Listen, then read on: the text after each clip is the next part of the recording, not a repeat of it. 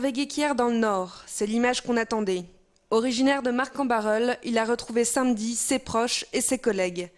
Il a longuement répondu aux questions des journalistes lors de cette conférence de presse donnée au siège de France 3 Lille. Hervé Guéquière est un ancien de la chaîne publique régionale. Au programme, ses conditions de détention, les circonstances de sa prise d'otage. L'occasion pour lui de rappeler aussi qu'il n'a fait que son travail et qu'il ne considère pas avoir pris de risques outre mesure. J'ai découvert avec les images régionales ici à France 3 qu'effectivement il y a eu une mobilisation massive, mais comme il y a eu au niveau de la France entière, et c'est incroyable, c'est extraordinaire. On se demande même si c'est pas un peu déraisonnable. Stéphane Taponnier et moi, et Reza, notre traducteur, et nos deux accompagnateurs, on a fait notre métier.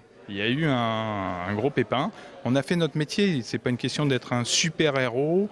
C'est pas une question de je ne sais pas quoi. On fait d'abord notre métier. Il peut y avoir des accidents du travail. C'est un accident du travail, un peu plus médiatisé que les autres. Comment vous le trouvez là? C'est super. Comment on pourrait dire ça? C'est super Hervé. Je suis fasciné. Il m'a appelé ce matin et j'ai l'impression qu'il était parti avant-hier. Il me blague, il me dit voilà, je suis un peu en retard, j'ai 1 an et demi et 2 jours de retard pour t'appeler. Bon, voilà, mais je savais qu'il reviendrait comme ça. On est une famille de teigneux, on est une famille solide, quoi. Voilà, c'est super. C'est un jour de joie.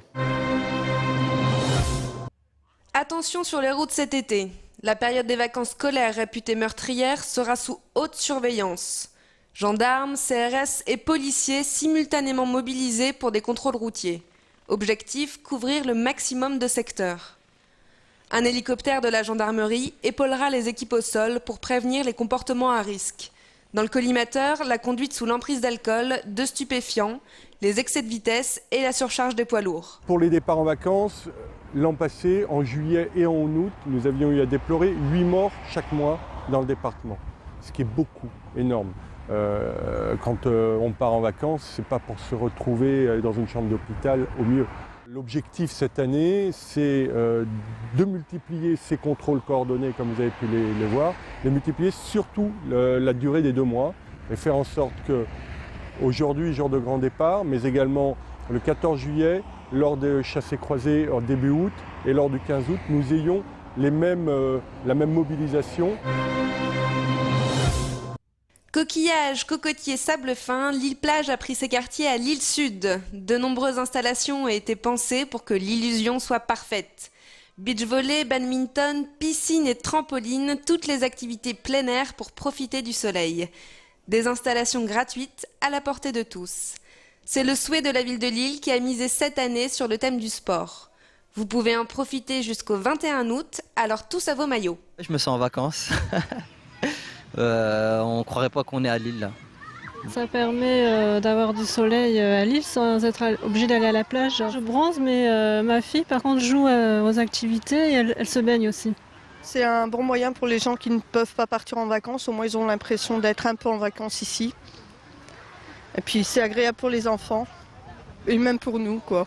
Et puis c'est pas loin en tout cas, c'est près d'une ligne de métro. Donc celui qui habite un peu plus loin, il peut toujours en profiter. Et ce qu'il y a de bien, c'est que c'est totalement gratuit. Les accros du jeu vidéo se sont régalés ce week-end. L'île Grand Palais est transformée en vaste réseau de compétitions en ligne. Bienvenue au Salon du jeu vidéo. L'occasion de tester les dernières nouveautés de création visuelle. Des joueurs professionnels venus de toute la France se sont affrontés sur des grands classiques, notamment les jeux sportifs. Un secteur d'activité qui permet aux professionnels de vivre de leur activité. Où s'arrête finalement le jeu vidéo et où commence le sport?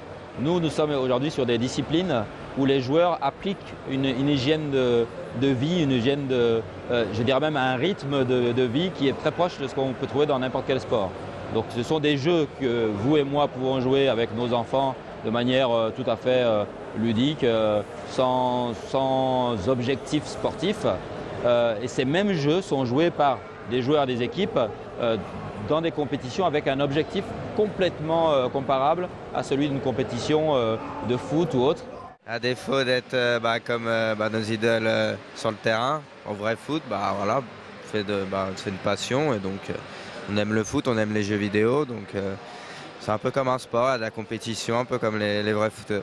Ça fait maintenant 4-5 ans que j'essaye de vivre plus ou moins de ça. Jusqu'à maintenant, ça marche plutôt bien. Donc ouais, si je pouvais vivre que de ça, c'est sûr que ça serait bien. Le rêve de tous les petits garçons?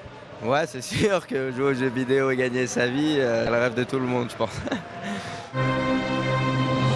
Merci d'avoir suivi le journal de la rédaction. À suivre tout de suite la météo et la météo des plages.